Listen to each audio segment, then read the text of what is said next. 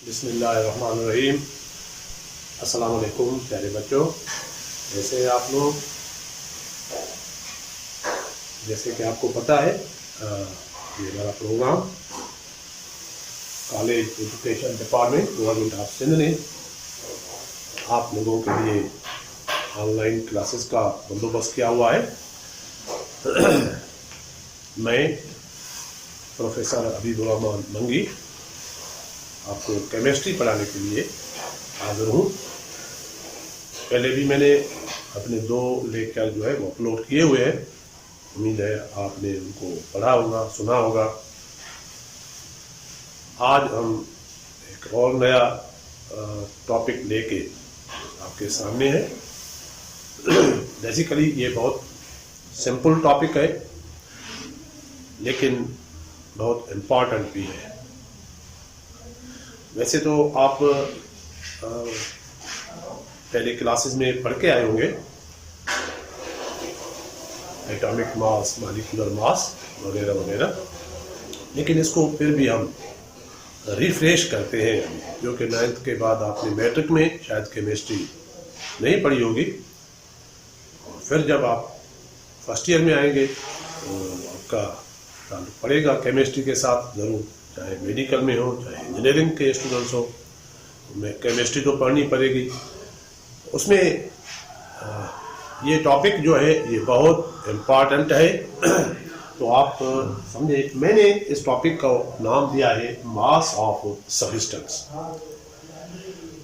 Substance आप पिछले lecture में पढ़ के आए हैं। सब्सटेंस 2 किस्म के होते हैं,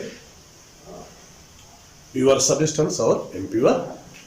यहाँ हम प्योर सब्सटेंस की बात करेंगे। वो सब्सटेंस प्योर है।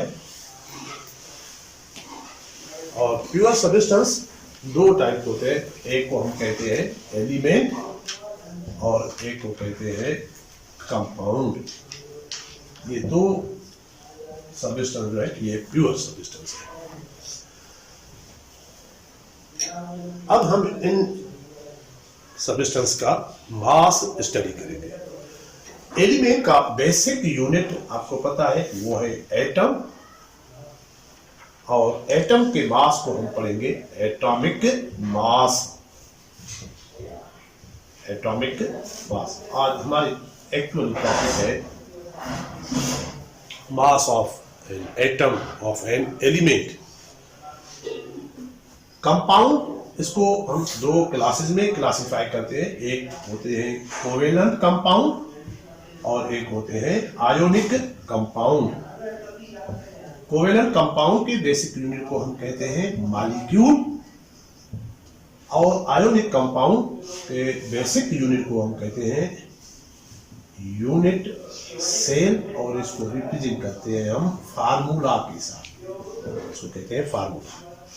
इस वजह से कोवेलेंट कंपाउंड के मॉलिक्यूल को जो बेसिक यूनिट है उसके मास को हम कहते हैं मॉलिक्यूलर मास, जो हम आज पढ़ेंगे। टॉपिक यही है। और इधर हम इसको कहेंगे फार्मूला मास। आयोनिक कंपाउंड के यूनिट का उसको कहेंगे हम फार्मूला मास। तो ये बुनियादी जो है टॉपिक्स है हमारी, एटॉमिक मास, मॉलिक्यूलर मास और फार्मूला मास। अब शुरुआत करते हैं हम पहले एटॉमिक मास से। एटॉमिक मास क्या होता है?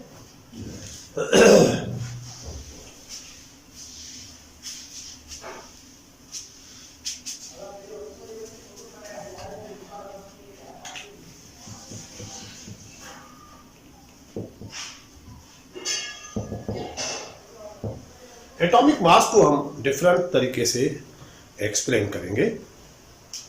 एक टर्म तो होता है एटॉमिक मास, एक टर्म आता है रिलेटिव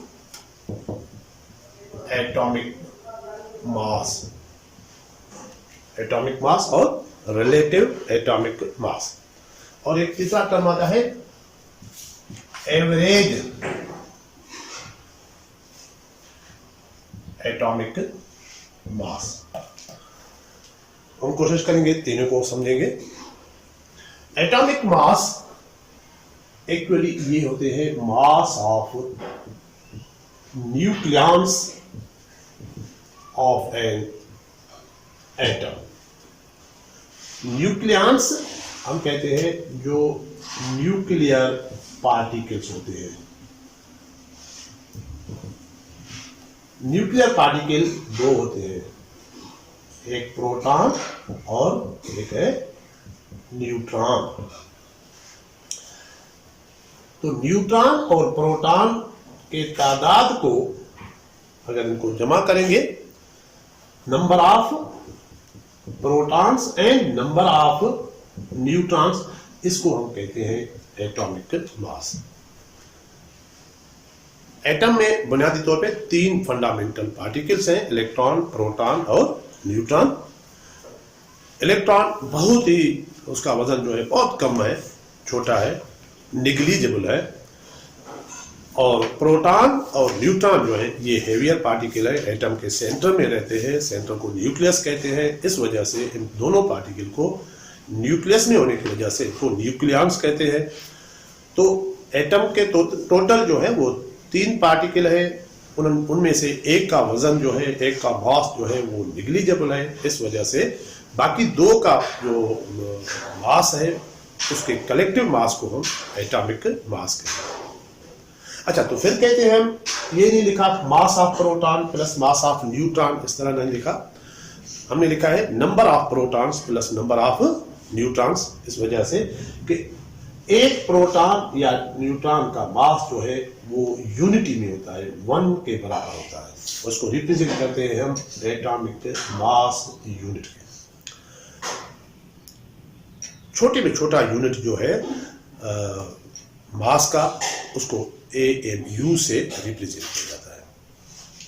तो जब मास यूनिटी के बराबर हो और प्रोटॉन और न्यूट्रॉन का तकरीबन मास जो है इक्वल है, वो भी न्यूट्रॉन का मास भी जो है 1 एटॉमिक मास यूनिट के ही बराबर होता है। इस वजह से जब दोनों के मासेस यूनिटी के बराबर हो तो फिर हम देखेंगे कि उस एटम में वो पार्टिकल कितने हैं, तो उनको सब जो है उनके नंबर को हम एटॉमिक मास कहते हैं। तो सिंपल एक एटम का जो मास है उसको, यानी mass of only 1 atom of an element, that is known as atomic mass. Relative atomic mass जो है ये कंपेयर किया जाता है। इसको अर्ली डेज में, शुरू में up to 1960 I think, hydrogen को एज ए स्टैंडर्ड लिया गया था। रिलेटिव में किसी भी एटम के मास को किसी स्टैंडर्ड एलिमेंट के एटम के साथ कंपेयर किया जाता है कि उसके साथ अगर कंपेयर करते हैं इसका मास कितना होगा, उसको हम रिलेटिव एटॉमिक मास कहते हैं। तो अर्ली डेज में हाइड्रोजन को स्टैंडर्ड लिया गया था जिसका मास 1 एटॉमिक मास यूनिट है। बाकी जो भी जितने भी एलिमेंट्स डिस्कवर थे उनके एटम्स को हाइड्रोजन के एटम के साथ कंपेयर किया जाता, कितने times, how much times that atom heavier than the atom 1 atom, यानी mass of 1 atom of hydrogen. तो वो रिलेटिव एटॉमिक मास कहलाता था। लेकिन जब आइसोटोप डिस्कवर हुआ तो उसके बाद मॉडर्न साइंटिस्ट ने कार्बन के आइसोटोप को, कार्बन 12 जो आइसोटोप है कार्बन का, यानी वो आइसोटोप जिसका मास 12 है, उसको स्टैंडर्ड लिया गया। स्टैंडर्ड मीन सारी दुनिया में जितने भी ममालिक हैं वो सब के सब साइंटिस्ट जो है वो कार्बन के एटम को जो है वो स्टैंडर्ड मानते हैं। अब बाकी जितने भी एलिमेंट्स हैं उनके एटम को कार्बन के एटम के 12वें हिस्से से, इसका 1/12th पार्ट, उससे कंपेयर करते हैं। उसको हम रिलेटिव एटॉमिक मास कहेंगे। मैं डिटेल में उस पर भी आता हूं। यहां पे सवाल ये होता है कि जिस तरह हमने पहले कहा कि हाइड्रोजन को जब स्टैंडर्ड लिया गया था तो उस वक्त एक एटम यानी mass of 1 atom of hydrogen के साथ बाकी एटम एलिमेंट्स के एटम को कंपेयर किया जाता था। तो यहां पे जब कार्बन को स्टैंडर्ड लिया गया तो कार्बन के एटम के साथ डायरेक्ट क्यों नहीं कंपेयर किया गया, बाकी एलिमेंट्स के एटम को कार्बन के 12वें हिस्से से क्यों कंपेयर किया गया? इस वजह से कि कुछ एटम्स ऐसे भी थे एलिमेंट्स के जो कार्बन के एटम से वजन के लिहाज से कम थे, जिस तरह हाइड्रोजन का एटम है, लिथियम का एटम है, हेलियम का एटम है, बेरिलियम, बोरान, ये सारे एटम कार्बन के एटम से मास में कम थे, तो डायरेक्ट इसको इसके साथ कंपेयर नहीं किया जाता। या बाकी अगर जो कार्बन के एटम से बड़े थे जिनका मास इससे ज्यादा था, जिस तरह ऑक्सीजन का है, जिस तरह फ्लोरीन का है, तो वो डायरेक्ट एक एटम से ना वो डबल थे, यानी इंटीग्रल मल्टीपल तो थे नहीं, डबल या ट्रिपल थे नहीं, वो किसी का मास थोड़ा ज्यादा था कार्बन से, किसी का बहुत ज्यादा मास था। तो इस वजह से ये तय पाया गया कि कार्बन के एटम को 12 इक्वल पार्ट्स में तकसीम किया जाए। 12वां हिस्सा जो है उसको एज स्टैंडर्ड लिया गया, उसके साथ बाकी जितने भी एलिमेंट्स के एटम्स थे उसको कंपेयर किया गया और देखा गया कि उसके 12वें हिस्से से बाकी एलिमेंट जिसको उसके साथ कंपेयर करते हैं वो उससे कितना टाइम्स हेवियर है। तो हाइड्रोजन का वाहिद एटम था जो कार्बन के 12वें हिस्से के बराबर था उसका वजन, यानी mass of 1/12th part of carbon atom and mass of 1 atom of hydrogen was equal. Hydrogen के एक एटम का वजन 1 एटॉमिक मास यूनिट कहा जाता है, कार्बन के 12वें हिस्से का भी वजन जो है वो काउंट किया जाता है 1 atomic mass unit. Mass of 1/12th part of carbon 12 is equal to 1 atomic mass unit. अच्छा, यूं भी देखें, अगर हम फर्ज करो ये कार्बन का एटम लेते हैं, ये एटम है कार्बन का, इसका वजन है 12 एटॉमिक मास यूनिट। अब इसको हम अगर इक्वल 2 हिस्सों में तकसीम करें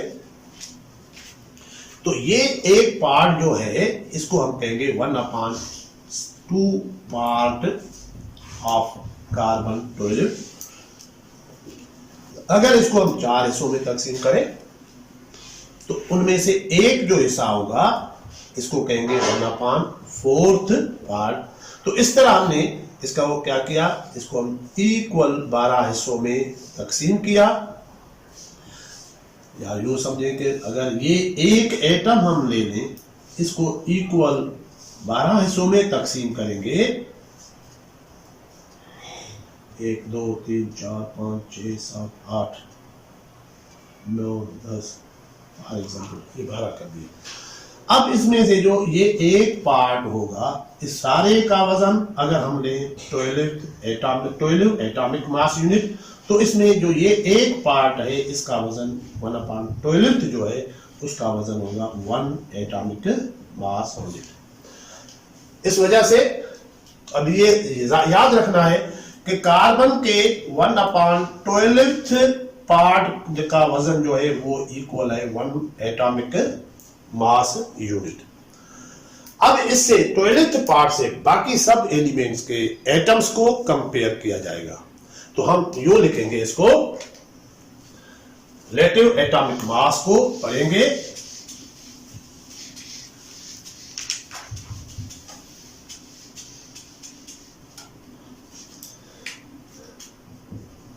the mass of one atom of an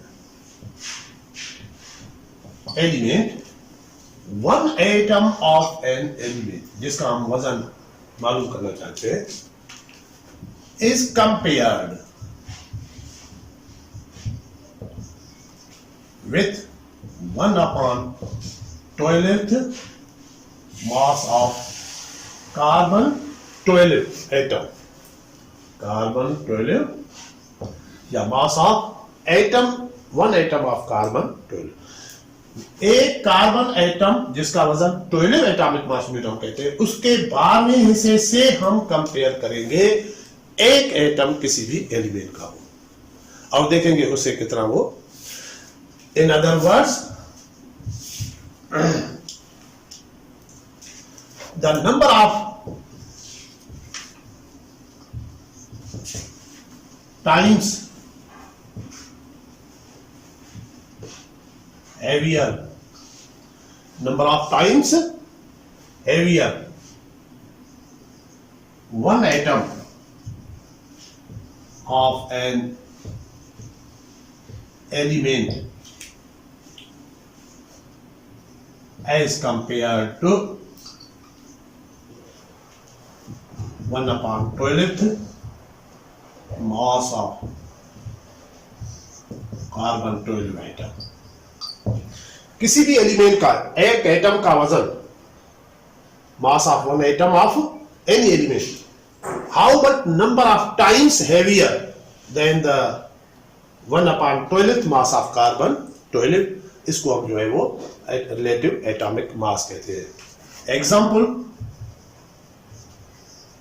for example the mass of one atom of hydrogen was found to be equal to the mass of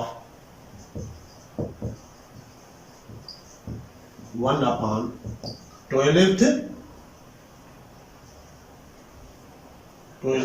mass of carbon 12। Hydrogen के एक एटम का वजन carbon 12 के 12th part के वजन के बराबर है।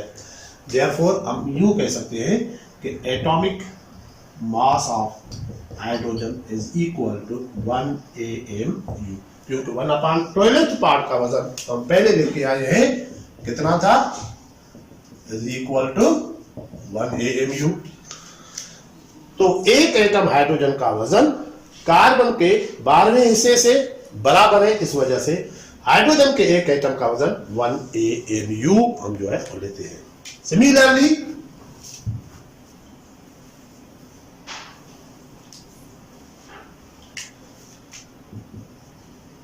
मास of one atom of sodium, वो हमने कंपेयर किया, was found to be equal to 23 times heavier than 1/12th mass of carbon 12 atom। एक एटम सोडियम का कार्बन के 12वें हिस्से से 23 टाइम्स हेवियर है। इसका मतलब क्या हुआ, atomic mass of sodium was found to be 23 AMU, 23 AMU। इस तरह जितने भी एलिमेंट्स थे, नॉन एलिमेंट थे, उनके मासेस को कंपेयर किया गया 1/12th मास ऑफ कार्बन 12 के साथ, और देखा गया तो उसका मास कितना आता है। तो इस तरह से पीरियोडिक टेबल में अब सारा ये जो है अरेंज किया हुआ है।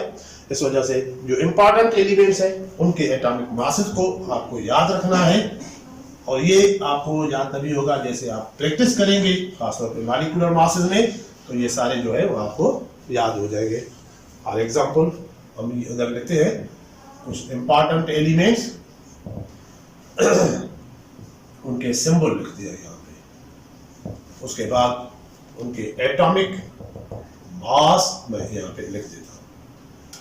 जिस तरह हाइड्रोजन है उसका एटॉमिक मास 1 AMU, हीलियम है 4 एटॉमिक मास, लिथियम है उसका 7 एटॉमिक मास, बेरिलियम उसका एटॉमिक मास है 9। अच्छा, यहाँ पे इनका एटॉमिक नंबर भी आप जो है वो नोट करते गए, हाइड्रोजन का 1, हीलियम का 2, लिथियम का 3, बेरिलियम का 4, ये एटॉमिक नंबर है, ये एटॉमिक मास है। अच्छा, बेरिलियम के बाद बोरॉन, इसका atomic mass 11 atomic mass unit, carbon atomic mass 12, और उसके बाद है नाइट्रोजन 14, ऑक्सीजन 16। ये इस तरह ये पीरियोडिक टेबल में मौजूद है। तो इनको जो है जनरली जो है वो क्या कहते हैं, रिलेटिव एटॉमिक मास, और सिंपली हम इसको एटॉमिक मास के नाम से ही कहते हैं। लेकिन थोड़ा फर्क सिर्फ ये है कि रिलेटिव एटॉमिक मास एक्चुअली जो है वो रेशो है, क्योंकि उसको कंपेयर किया गया है 1/12 मास ऑफ कार्बन 12 के साथ, इस वजह से इसको जो है रिलेटिव एटॉमिक मास या सिंपली एटॉमिक मास इसको हम कहते रहते हैं। अच्छा, अब एक ये सवाल पैदा होता है, जिस तरह हमने यहाँ पे जितने भी एलिमेंट्स हैं इन सब का एटॉमिक मास हमने होल नंबर में लिखा हुआ है। अगर आप पीरियोडिक टेबल खोलेंगे तो वहाँ पे ये मासेस जो है वो फ्रैक्शन में लिखे होते हैं। जिस तरह क्लोरीन है उसका आप देखेंगे तो हम लिखते हैं 35.5। जिस तरह हम पहले कह चुके हैं कि एटॉमिक मास जो है पहले मैंने लिखा था वो सम ऑफ न्यूक्लियॉन्स को कहते हैं। तो उस लिहाज से अगर हम कहेंगे तो क्लोरीन का जो मास है वो 35.5 है, न्यूक्लियॉन्स उसमें तो होल नंबर्स में है, तो इसका मास जो है वो फ्रैक्शन में क्यों आता है? तो एक्चुअली मास जो है वो जिस तरह मैंने कहा कि जैसे जब हमें पता चला कि हर एलिमेंट के आइसोटोप्स एग्जिस्ट करते हैं, तो उसके बाद जितने भी किसी एलिमेंट के आइसोटोप्स एग्जिस्ट करते हैं उन सब आइसोटोप्स के मासेस की एवरेज ली गई, जिस वजह से सब एलिमेंट का मास जो है वो फ्रैक्शन में आता है। तो आइसोटोप्स पहले थोड़ा ये डिफाइन करें, वो क्या होता है? आइसोटोप जो है दो लफ्जों पे मुश्तमिल है। आइसो मीन्स सेम, और टॉप जो लफ्ज है इसकी मीनिंग है पोजीशन। जिस तरह हम पीरियोडिक टेबल में पढ़ते हैं, आइसोटोप की पोजीशन पीरियोडिक टेबल में सेम ही होती है। हर एलिमेंट के डिफरेंट आइसोटोप्स है, लेकिन उनकी पोजीशन वही होगी जो उनके पेरेंट एटम की है। तो सेम पोजीशन के बुनियाद पे इसको इस तरह डिफाइन करते हैं, atoms of the same element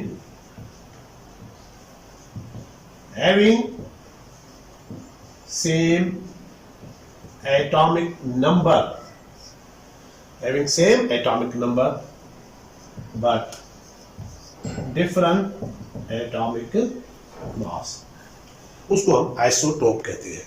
या having same number of proton, atomic number हम कहते हैं Z को, Z means number of proton। Atom के न्यूक्लियस में अगर डिफरेंट एटम्स के प्रोटॉन सेम है और उसमें न्यूट्रॉन्स डिफरेंट है, तो उन एटम्स को हम कहते हैं ये आइसोटोप्स है। फॉर एग्जांपल हाइड्रोजन, उसके 3 आइसोटोप, मोस्ट कॉमनली तो 2 हम कहते हैं, थर्ड आइसोटोप रेडियो एक्टिव है और उसका एग्जिस्टेंस जो है वो तमाम बहुत कम है। तो generally there are 3 isotopes of hydrogen. तो एक पहला आइसोटोप जो है उसको सिंबॉलिकली हम इस तरह रिप्रेजेंट करते हैं, ये 2 नंबर लिखते हैं, लेफ्ट लोअर साइड और लेफ्ट अपर साइड पे 2 नंबर लिखे जाते हैं। लेफ्ट लोअर साइड पे जो है ये उसके एटॉमिक नंबर को रिप्रेजेंट करते हैं, ये नंबर जो है ये एटॉमिक नंबर को, ये अपर लेफ्ट साइड पे जो नंबर लिखते हैं इसको एटॉमिक मास कहते हैं। Atomic number, atomic mass. तो हाइड्रोजन का एक आइसोटोप जिसका एटॉमिक नंबर 1 है, यानी प्रोटॉन उसमें 1 है और 1 ही उसका एटॉमिक मास है। दूसरा आइसोटोप जिसका एटॉमिक नंबर तो 1 है लेकिन एटॉमिक मास 2 है, इसको हम डी के साथ में रिप्रेजेंट करते हैं, ड्यूट्रियम इसको कहते हैं, इसको प्रोटियम, इसको अनदर आइसोटोप को ड्यूट्रियम। तीनों आइसोटोप हाइड्रोजन के हैं। एक आइसोटोप नॉर्मल हाइड्रोजन जिसको कहते हैं प्रोटियम, दूसरा उससे हेवियर क्योंकि एटॉमिक मास डिफरेंट होगा, जो हेवियर आइसोटोप है उसको हम ड्यूट्रियम कहते हैं, उसका मास उससे डबल है 2 है, लेकिन एटॉमिक नंबर सेम है। तीसरा है एटॉमिक नंबर 1 और मास उसका 3 है, जिसको हम ट्राइट्रियम कहते हैं। तो हाइड्रोजन के 3 आइसोटोप, एक का वजन 1, दूसरे का 2, तीसरे का 3। अच्छा, अब जो है इन तीनों की मास की एवरेज ली जाती है, सिर्फ मास की नहीं लेकिन उसके साथ इनकी अबंडेंस कितनी है, एग्जिस्टेंस कितनी है यूनिवर्स में। एग्जिस्टेंस के बुनियाद पे हम इन तीनों की जो है बाद में एवरेज लेंगे, जिसको हम कहते हैं एवरेज एटॉमिक मास, जो फ्रैक्शन में जवाब आता है। उसको हम इस तरह लिखते हैं जनरली। तो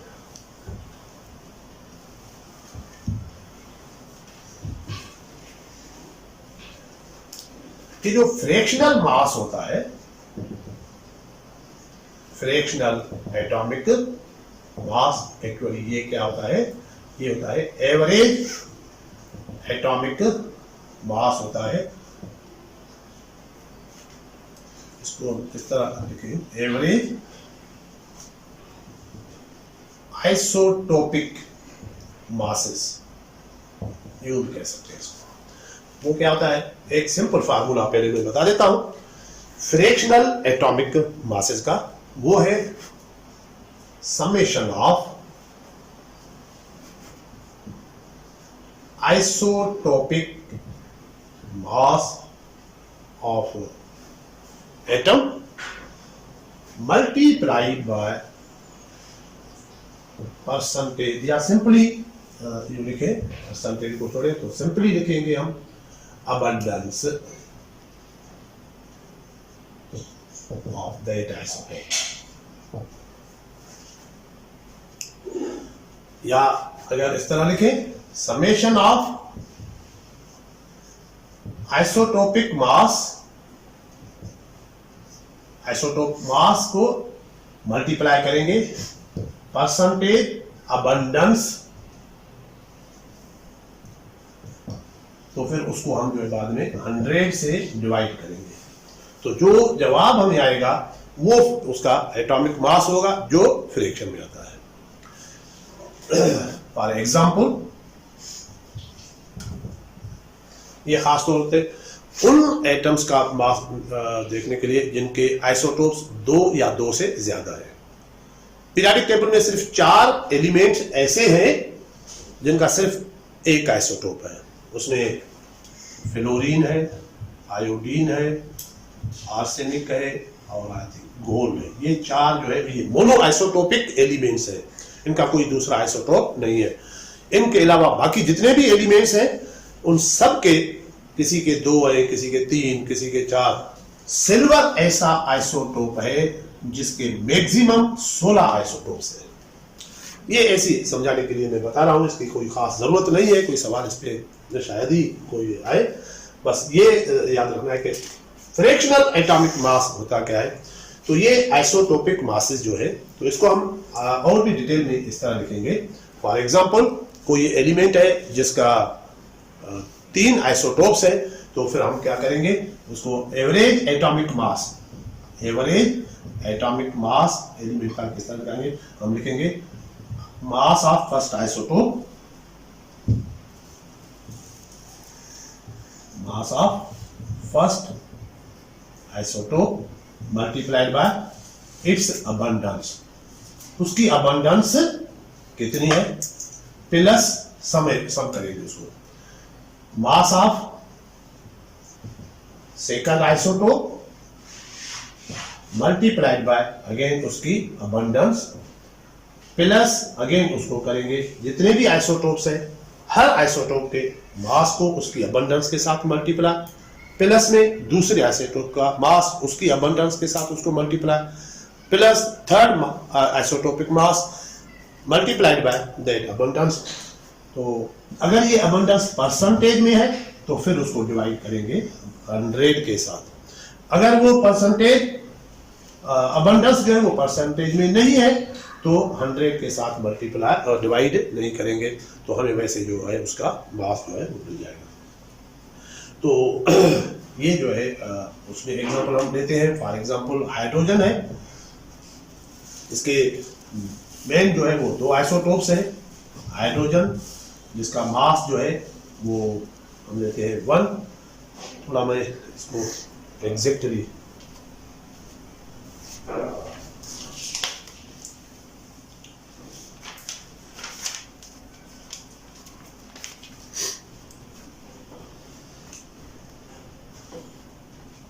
आइसोटोप हाइड्रोजन जिसका मास हम 1 लेते हैं, इसकी अबंडेंस जो है, ये अगर मास लें इसकी अबंडेंस वो है 99.98%। दूसरी हाइड्रोजन जिसको 1 लेते हैं 1 2 सेकंड आइसोटोप जिसका मास 2 लेते हैं, उसकी अबंडेंस जो है वो है 0.015%, 0.015%। थर्ड आइसोटोप जो है उसकी अबंडेंस अगर तीसरा हम लें तो उसकी बहुत 10 रेस्ट पावर आई थिंक -14 या -15 तक जो है वो परसेंटेज है, तो उसकी जरूरत नहीं है थर्ड आइसोटोप की, बहुत ही उसका वैल्यू कम है। तो इसके हाइड्रोजन के फॉर एग्जांपल हम 2 आइसोटोप्स लेते हैं, इसका जब मास लेंगे एवरेज एटॉमिक मास तो किस तरह लेंगे, हाइड्रोजन के फर्स्ट आइसोटोप का मास 1 multiplied bye 99.98 plus 2 second isotope का मास मल्टीप्लाइड बाय 0.015, तो परसेंट, ये परसेंट में है तो इसको डिवाइड करेंगे हम फिर बाद में 100 के साथ, तो इसका जवाब आ जाएगा 1.007 आई थिंक समथिंग आएगा। तो ये होगा उसका एवरेज एटॉमिक मास। ये किसका है, ये average atomic mass of hydrogen 1.007। तो इसको अब जो कॉमनली जब हम इसका मास लेते हैं तो डेसिमल के बाद में इसका 0 आता है और बाद में भी 100 पार्ट में भी 0 है, तो जनरली इसको जो है हम 1 AMU as a whole number लेते हैं, बट एक्चुअली जो है इसका मास 1.007 है। इस तरह बाकी जितने भी एलिमेंट्स हैं आप उनके मासेस देखेंगे तो उनके मासेस पीरियोडिक टेबल में जितने भी है, फॉर एग्जांपल 15 पॉइंट ऑक्सीजन का 9 कोई लिखा हुआ होता है, तो ये फ्रैक्शनल मास में लिखा होता है, लेकिन हम इसको जो है एज अ होल नंबर, क्योंकि डेसिमल के बाद में बड़ा नंबर है 9 है, तो उसको हम जो है राउंड ऑफ करके होल नंबर में ही ले लेते हैं, लेकिन एक्चुअली इसका मास जो है वो फ्रैक्शंस में होता है। फ्रैक्शन में इस वजह से होता है कि ये एवरेज निकाली जाती है एक्चुअली इसकी जो उनके आइसोटोपिक मासेस है। तो आइसोटोपिक मासेस किस तरह लेते हैं वो मैंने आपको फार्मूला आपको बता दिया है। ये जो है आइसोटोपिक मासेस का फार्मूला, ये लिखें इस तरह नोट करें और आगे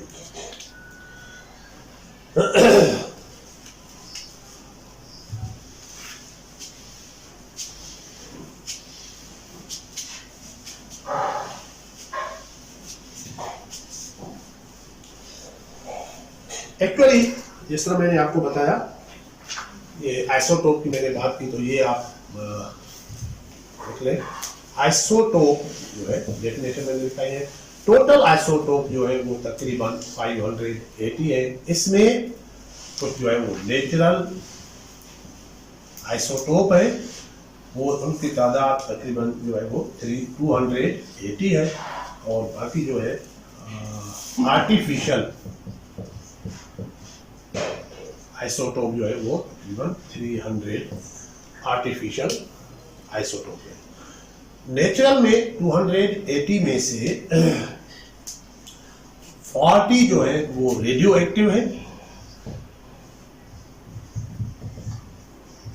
40 रेडियो एक्टिव आइसोटोप है, और 240 जो है वो नॉन रेडियो एक्टिव है। और 240 में जो नॉन रेडियो एक्टिव है उसमें अगर कंपेयर करें तो इसमें तकरीबन 154 ऐसे आइसोटोप्स हैं जिनका atomic number and atomic mass जो है वो इवन है, यानी मोस्ट ऑफ द आइसोटोप्स जो हैं उनका एटॉमिक नंबर और एटॉमिक मास इवन होता है, और उसमें और जो है मोस्टली अबंडेंट जो है वो इवन आइसोटोप्स होते हैं जिनके एटॉमिक मास और एटॉमिक नंबर इवन होते हैं, जो कंप्लीटली 4 से डिवाइड होते हैं, उनकी जो है वो ज़्यादा अबंडेंस होती है।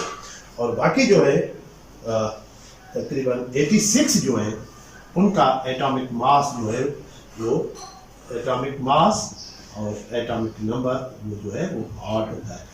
तो इस तरह से जो इवन वाले नंबर और एटॉमिक मास इवन वाले हैं वो अबंडेंट है, ज़्यादा है as compared to odd atomic mass और ऑड एटॉमिक नंबर के आइसोटोप्स के। तो ये सिंपली थोड़ी इंफॉर्मेशन दी।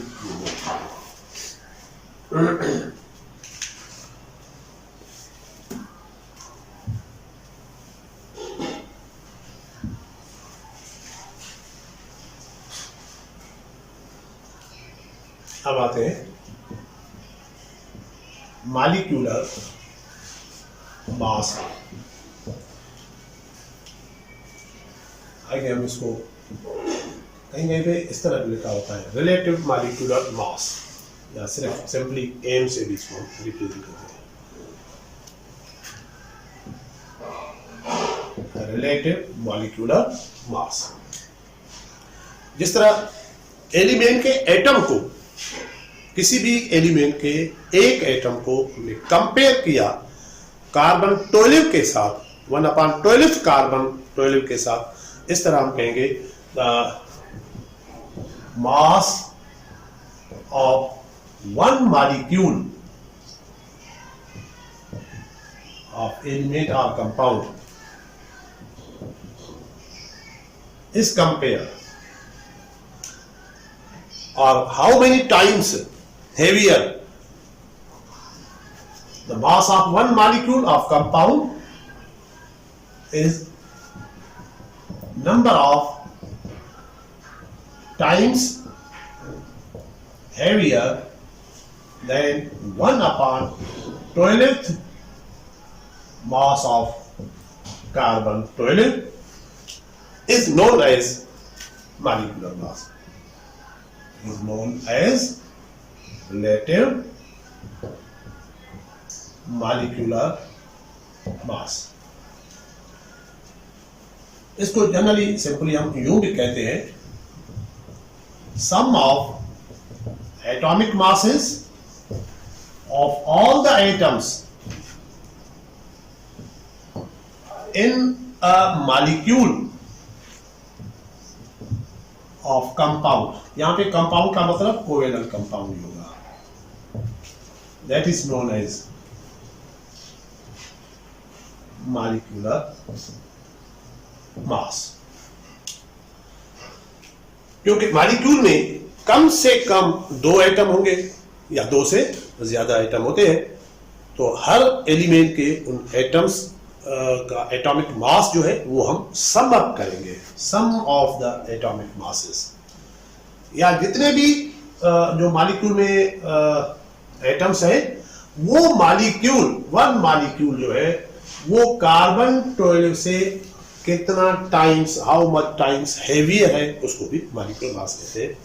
सिंपल एग्जांपल, आज एग्जांपल हम लेते हैं H2O का। इसमें टोटल 3 एटम है, 2 एलिमेंट्स है, हाइड्रोजन और ऑक्सीजन। हाइड्रोजन के 2 एटम है, ऑक्सीजन का 1 एटम है। तो जब हम इसका मॉलिक्यूलर मास लेंगे तो किस तरह लेंगे?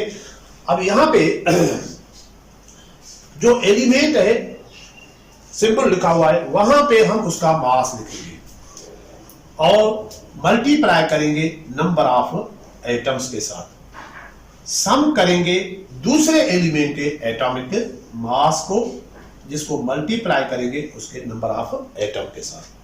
अगर उस किसी एलिमेंट का 1 एटम है तो 1 से मल्टीप्लाई नहीं किया जाता, क्योंकि वो सिंपली 1 का ही रिप्रेजेंट कर रहा है।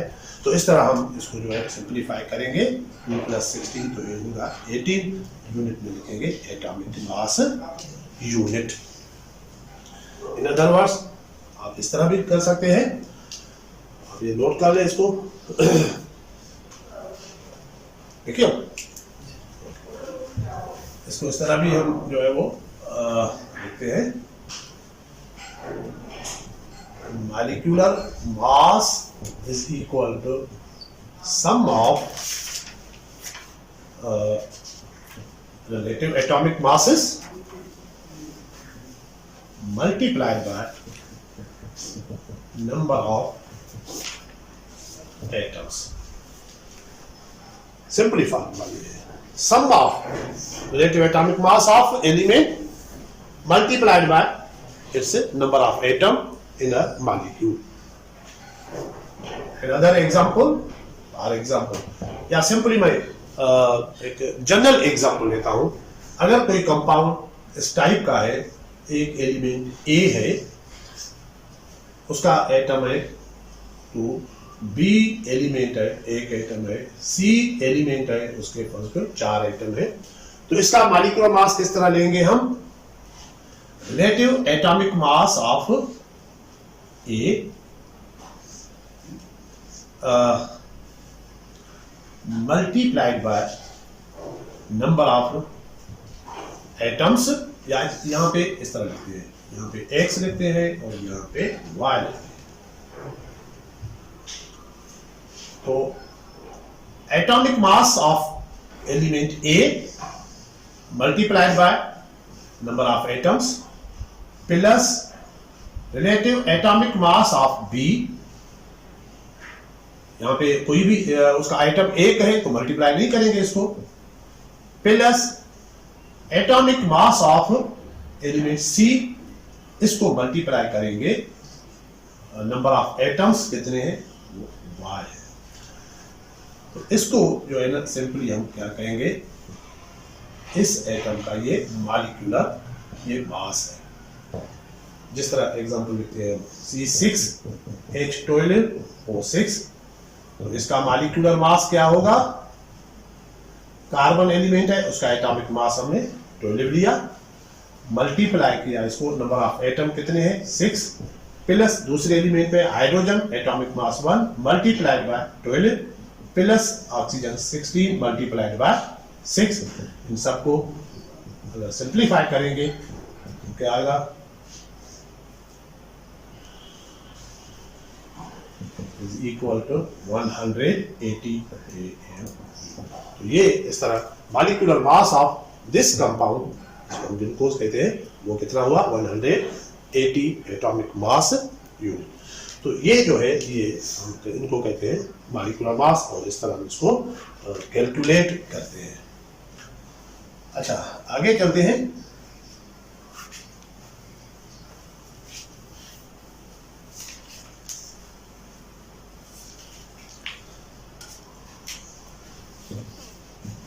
फार्मूला मास, बात वही है, तकरीबन थोड़ा फर्क है। फार्मूला मास ये टर्म जो हम लेते हैं, ये लेते हैं हम आयोनिक कंपाउंड्स के लिए। इसके लिए आयोनिक कंपाउंड्स के लिए, आयोनिक कंपाउंड्स को हम फार्मूला के जरिए रिप्रेजेंट करते हैं। कोवेलेंट कंपाउंड के लिए हम मॉलिक्यूलर फार्मूला का लफ्ज लेते हैं, क्योंकि वो डिस्क्रिएट यूनिट है, अलग-अलग एग्जिस्ट करता है इंडिविजुअली। मैंने पहले लेक्चर में आपको बताया था। तो मॉलिक्यूल जो है वो अकेला इंडिविजुअली एग्जिस्ट करता है। आयोनिक कंपाउंड्स में जो आयंस होते हैं वो एक नेटवर्क की सूरत में होते हैं, क्रिस्टल की सूरत में होते हैं। उसको हम जब रिप्रेजेंट करते हैं फार्मूला में, तो सिंपली फार्मूला के साथ, जिसको एम्पिरिकल फार्मूला भी हम कहते हैं, तो जनरली हम उसको कहेंगे ionic compounds are, ionic compounds are generally represented by simple formula। जिस तरह NaCl है, CaCl2 है, जो भी है, उनको इस फार्मूला में, इनको जस्ट सिंपल हम जो है वो फार्मूला कहेंगे। इनको हम मॉलिक्यूलर फार्मूला नहीं कहेंगे। ये यूनिट सेल इनको हम कहते हैं, ये एक यूनिट सेल है। This is the formula 1 unit cell of, ऐसा लिखें, formula of 1 unit cell of sodium chloride NaCl।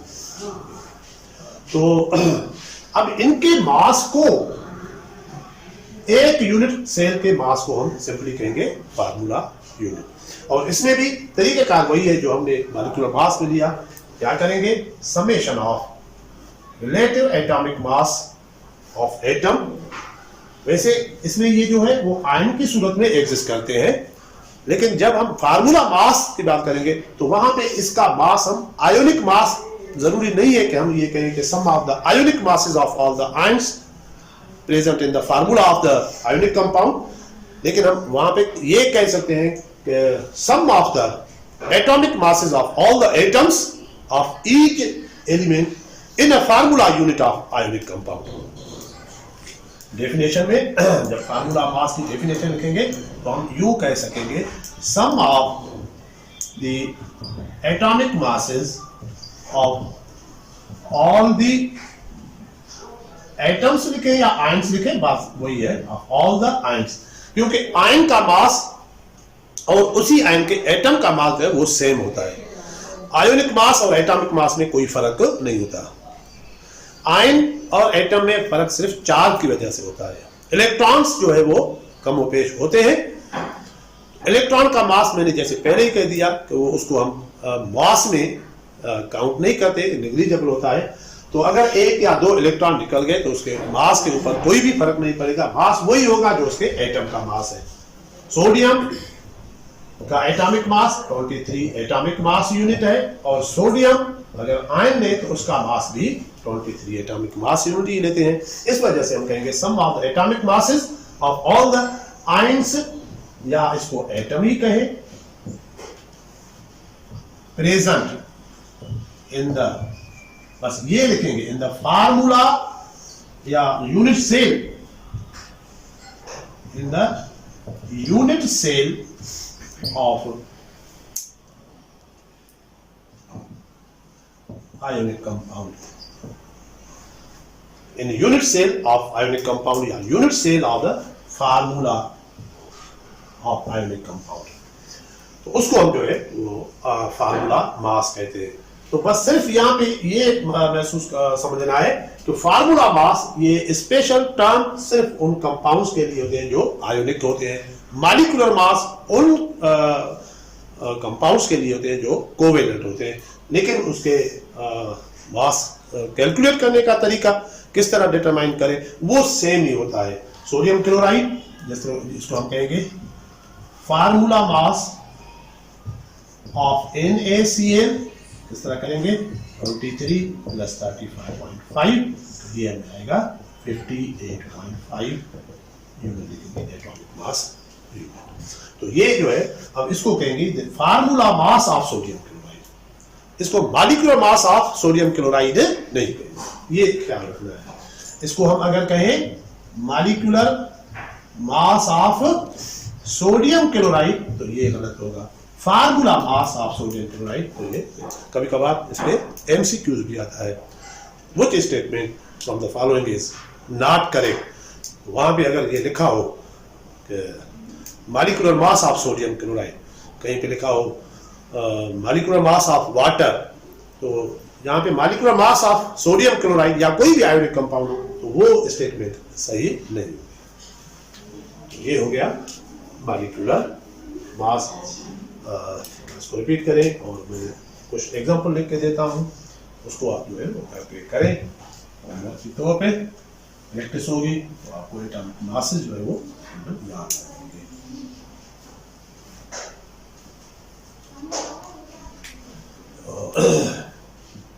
Homework के लिए आप ये लिख लें, calculate masses of the followings. Masses of, अब ये आप वहां पे इंडिकेट आपने करना है कौन सा मॉलिक्यूलर मास है, कौन सा फार्मूला मास है और कौन सा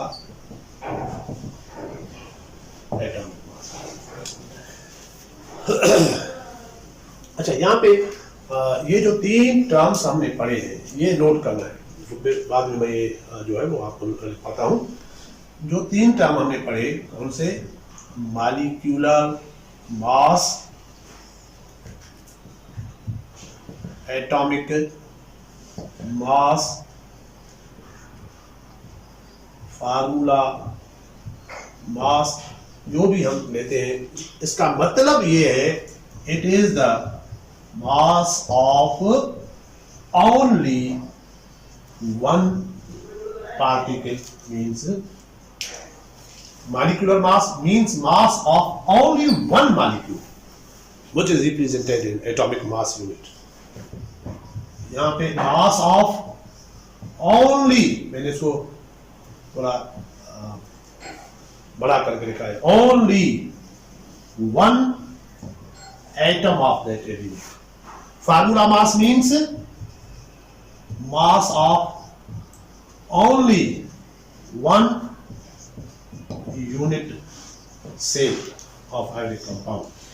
तो ये सिर्फ जो है मॉलिक्यूलर मास, एटॉमिक मास या रिलेटिव नाम भी लिखेंगे, relative atomic mass, relative molecular mass, relative formula mass, ये सिर्फ एक यूनिट 1 पार्टिकल का मास होता है, 1 मॉलिक्यूल का मास, 1 एटम का मास, 1 फार्मूला यूनिट का मास।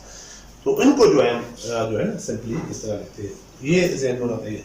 हाँ, अगर जब हम बहुत ज्यादा लेंगे, कल मैं उसको जो है वो रिपीट कराऊंगा, तो उसको हम जो है जब इस वजह से इनको एएमयू में लिखते हैं, और जब बहुत ज्यादा एटम्स या मॉलिक्यूल्स या फार्मूला यूनिट लेंगे और उनको रिप्रेजेंट करेंगे ग्राम्स में, जब ग्राम्स में रिप्रेजेंट करेंगे तो वो उसी पार्टिकुलर सब्सटेंस का मास, तो वो एक यूनिट का मास नहीं हुआ, वो बहुत ज्यादा यूनिट्स का होता है, जिसको हम एवोगैड्रो नंबर्स के साथ रिप्रेजेंट करते हैं। ये मैं कल आपको डिटेल में समझाऊंगा। तो ये पॉइंट एक जो है वो नोट करवानी थी, वो आप नोट कर लें। अभी वो एग्जांपल्स कुछ लिख लें और उनके मॉलिक्यूलर मास वगैरह ये देखते हैं। नंबर पहला है और एग्जांपल कैल्शियम, नंबर दूसरा है SO4, एक है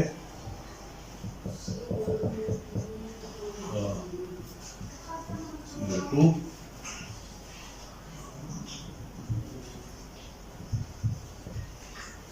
CO3, 5